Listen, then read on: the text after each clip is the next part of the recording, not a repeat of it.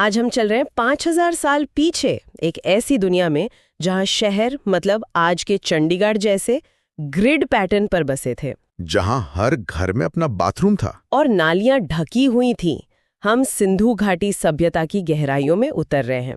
हमारे पास जो स्रोत है वो एक बहुत दिलचस्प वीडियो है जो इस सभ्यता के कई कह सकते हैं अनसुने पहलुओं को सामने लाता है। हाँ, और इसमें सबसे आकर्षक बात यह है कि वक्त के साथ हमारी समझ इस सभ्यता के बारे में बदली कैसे है। बिल्कुल। ये सिर्फ पुरानी ईंटों की कहानी नहीं है, ये इस बात की भी कहानी है कि इतिहास कैसे लिखा जाता है, गलतियां कैसे होती हैं और फिर विज्ञान उन गलतियों को सुधारता कैसे है। एक जबरदस्त जासूसी कहानी की तरह। बिल्कुल। अंग्रेजों के जमाने की थ्योरी से लेकर आज के डीएनए एनालिसिस तक। तो चलिए इसकी शुरुआत करते हैं इसकी खोज की कहानी से, जो अपने आप में ही बड़ी अनोखी है। इसे किसी पुरातत्वविद ने नहीं बल्कि एक भगोड़े ने खोजा था। अच्छा। हाँ, 1826 में ब्रिटिश फौज से भागा एक सिपाही था, जेम्स लुइस। उसने अपना नाम बदलकर चार्ल्स मेसन रख लिया था। तो वो पंजाब के एक वीरान से इलाके में घूम रहा था और वहां उसे ईंटों के बहुत ऊंचे ऊंचे टीले दिखे। और उसने अपनी डायरी में इसका जिक्र भी किया। उसने सोचा कि ये कोई बहुत पुराना बड़ा शहर रहा होगा। पर उसने एक अंदाजा लगाया जो इतिहास से आप सोचिए 2000 साल चूक गया। उसने सोचा ये सिकंदर के जमाने के खंडहर है। हाँ बिल्कुल। उसे लगा कि शायद ये सिकंदर महान के वक्त के हैं। उसे जरा भी अंदाजा नहीं था कि वो जिन ईंटों को देख रहा था वो सिकंदर से भी कई हजार साल पुरानी थी। पर उस समय मतलब किसी ने उसकी बात को गंभीरता से नहीं लिया। शायद इसलिए कि वो एक भगोड़ा था, कौन भरोसा करता। लेकिन उसके 30 साल बाद जो हुआ वो सिर्फ एक भूल नहीं, एक त्रासदी थी। उसे एक ऐतिहासिक अपराध कहना ज्यादा सही होगा। 1856 में अंग्रेज इंजीनियर कराची से लाहौर के बीच रेल की पटरी बिछा रहे थे और उन्हें पटरी के नीचे बिछाने के लिए पत्थर चाहिए थे, रोड़ी, जो वहां मिलती नहीं थी आसानी से। तभी किसी ने उन्हें हड़प्पा के उन्हीं टीलों के बारे में बता दिया और उन्हें तो जैसे खजाना मिल गया।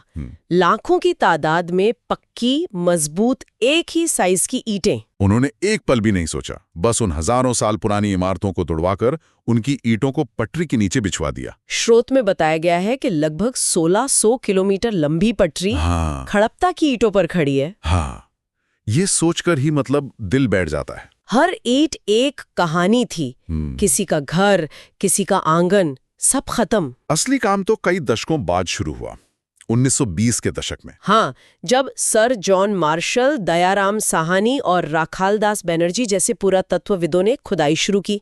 दयाराम साहनी ने हड़प्पा में और राखालदास बनर्जी ने सिंध के एक टीले पर, जिसे लोग मोहनजोदड़ो कहते थे, यानी मुर्दों का टीला। हाँ, और जब वहां से मिट्टी हटी होगी तो जो नजारा सामने आया होगा उसने तो सबके होश उड़ा दिए होंगे। बिल्कुल।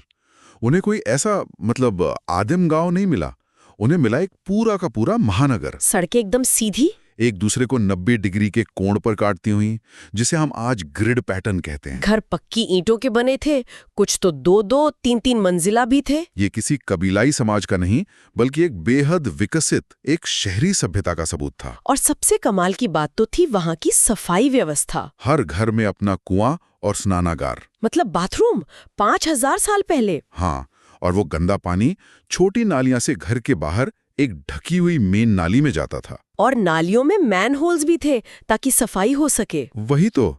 स्रोत कहता है कि उस जमाने में लंदन और पेरिस में भी ऐसी व्यवस्था नहीं थी। इस एक खोज ने भारतीय उपमहाद्वीप के इतिहास को एक झटके में 2000 साल से सीधा 5000 साल पीछे पहुंचा दिया। लेकिन एक सवाल उठता है, ये सभ्यता बहुत बड़ी थी, लगभग 10 लाख वर्ग किलोमीटर में फैली हुई। हाँ, आज का पाकिस्तान, भारत में गुजरात, राजस्थान, हरियाणा, पंजाब। तो इतने बड़े इलाके में हर शहर का नक्शा, ईंटों का आकार, वजन के बाट, सब कुछ बिल्कुल एक जैसा कैसे हो सकता है? वो भी बिना इंटरनेट या फोन के।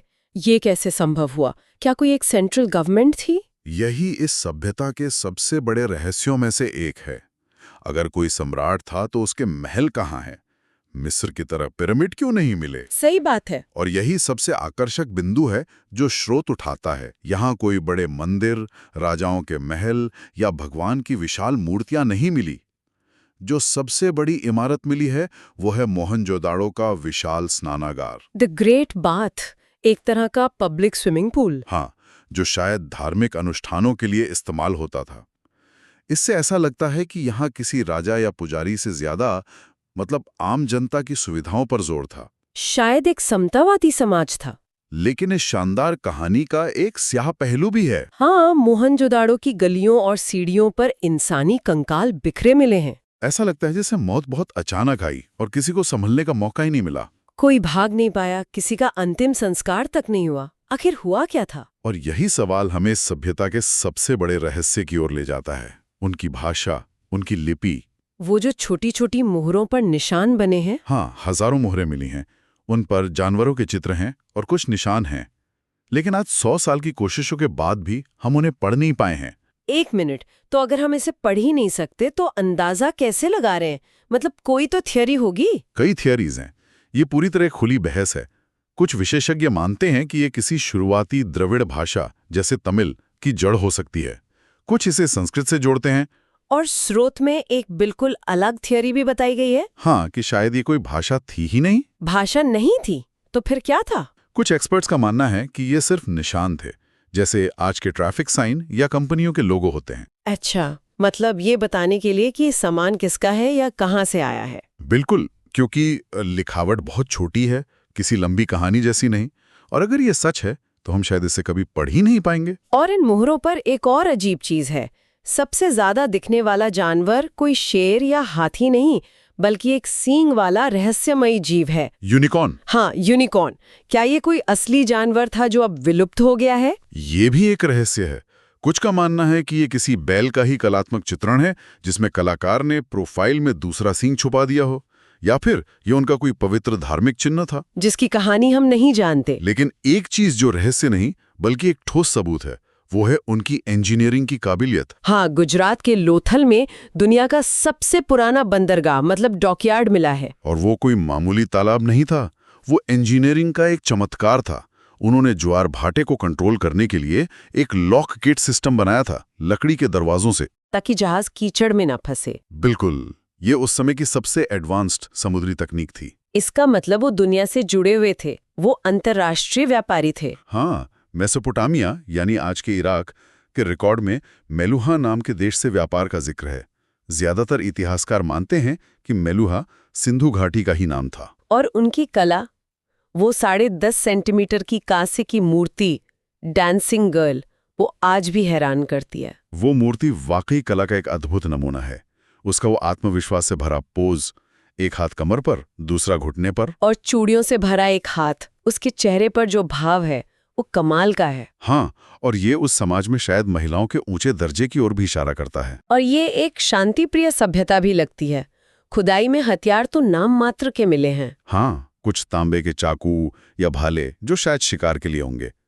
तलवारें, ढाल, ऐसा कुछ नहीं मिला। लेकिन खिलौनों का खजाना मिला है। मिट्टी की बैलगाड़ियां, सीटियां, शतरंज जैसे खेल कहीं पर नहीं, बल्कि व्यापार, कला और अपने बच्चों की खुशियों पर था। लेकिन फिर सब कुछ खत्म कैसे हो गया? 1900 ईसा पूर्व के आसपास ये शहर वीरान क्यों होने लगे? यहीं से कहानी का सबसे विवादास्पद हिस्सा शुरू होता है। दशकों तक हमें स्कूलों में पढ़ाया गया आर्यों के आक्रमण की थ्योरी। हाँ, 1944 में मॉर्टिमर व्हीलर ने ये थ्योरी दी थी। उन्होंने मोहनजोदड़ो में मिले कंकालों को ऋग्वेद के देवता इंद्र, जिन्हें पुरंदर यानी किलों को तोड़ने वाला कहा गया है, से जोड़ दिया। और कहानी बना दी कि मध्य एशिया से आए घुड़सवार आर्यों ने इन शांति प्रिय लोगों पर हमला करके उनकी सभ्यता को नष्ट कर दिया। पर अब विज्ञान ने इस थ्योरी को लगभग पूरी तरह से गलत साबित कर दिया है ना? बिल्कुल। पहली बात तो ये कि कंकालों पर किसी बड़े युद्ध के निशान नहीं मिले, और असली और सबसे बड़ा सबूत तो कुछ साल पहले हरियाणा के राखीगढ़ी से आया। वो 4500 साल पुराने कंकाल के डीएनए से। हाँ, 2019 में जब उसकी डीएनए रिपोर्ट आई तो उसने इतिहास की किताबों में भूचाल ला दिया। उसने क्या साबित किया? उस महिला के डीएनए में R1A1 जीन नहीं मिला, जिसे मध्य एशियाई स्टेपी के लोगों या तथाकथित आर्यों से जोड़ा जाता है। मतलब वो बाहर से आए किसी समूह की नहीं थी। और सबसे बड़ी बात, उसका डीएनए आज के उत्तर और दक्षिण दोनों भारतीयों से मिलता जुलता है। इसका सीधा सा मतलब है कि हड़प्पा के लोग ही हमारे पूर्वज हैं, हम कहीं बाहर से नहीं आए। तो ये आर्यन आक्रमण वाली थ्योरी तो पूरी तरह से खारिज हो जाती है। तो अगर आक्रमण नहीं हुआ तो फिर हुआ क्या? असली कातिल कोई इंसान नहीं था, बल्कि प्रकृति थी। बदलता हुआ मौसम। बिल्कुल। सैटेलाइट तस्वीरों से पता चलता है कि उस इलाके में सिंधु के अलावा एक और विशाल नदी बहती थी, जिसे कई जानकार पौराणिक सरस्वती नदी मानते हैं। और फिर वो नदी सूख गई। हाँ, लगभग 4000 साल पहले हिमालय में बड़े भूकंप आए, जिन्होंने नदियों का रास्ता बदल दिया। यमुना पूरब की ओर मुड़कर गंगा में मिलने लगी और सतलज पश्चिम की ओर सिंधु में। और इन सहायक नदियों के बिना सरस्वती धीरे धीरे सूखने लगी। ये एक धीमी और दर्दनाक मौत थी। मतलब सूखा, अकाल, बीमारियां, लोगों को अपने शानदार शहर छोड़कर पूर्व और दक्षिण की ओर जाना पड़ा। वो वापस छोटे छोटे गांवों में बस गए। शहरी सभ्यता का अंत हो गया, लेकिन लोग और उनकी संस्कृति बच गई। तो सभ्यता मरी नहीं, बस उसका रूप बदल गया। हाँ, और स्रोत परमाणु धमाके वाली थ्योरी को भी खारिज करता है।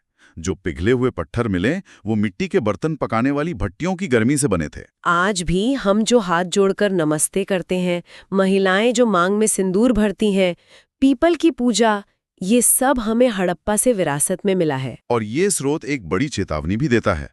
हड़प्पा की सभ्यता किसी दुश्मन की तलवार से नहीं, बल्कि बिगड़ते पर्यावरण और जलवायु परिवर्तन की वजह से खत्म हुई। ये आज के समय में बहुत जरूरी बात है। आज जब जरा सी बारिश में हमारे शहर तालाब बन जाते हैं, तब उन लोगों की 5000 साल पुरानी ड्रेनेज व्यवस्था के बारे में सोचना पड़ता है। बिल्कुल। शायद हम खुद को जितना आधुनिक समझते हैं उतने हैं नहीं। और अंत में एक विचार जिसके साथ सभी को छोड़ना चाहेंगे। स्रोत में उत्तर प्रदेश के सिन्नौली में हुई हालिया खोज का जिक्र है, जहां लगभग 4000 साल पुराने युद्ध के रथ, तलवारें और हेलमेट मिले हैं। ये खोज हड़प्पा के लोगों की सिर्फ शांतिप्रिय व्यापारी वाली छवि को चुनौती देती है। हो सकता है सभ्यता के अंत के दिनों में संसाधनों के लिए लड़ाइयां हुई हो। ये शायद हड़प्पा सभ्यता और उसके बाद के वैदिक काल के बीच की एक खोई हुई कड़ी हो सकती है। हमारे पूर्वजों के बारे में ऐसे और कितने सच जमीन के नीचे दबे हैं जो उस कहानी को पूरी तरह बदलने का इंतजार कर रहे हैं, जिसे हम आज तक जानते हैं।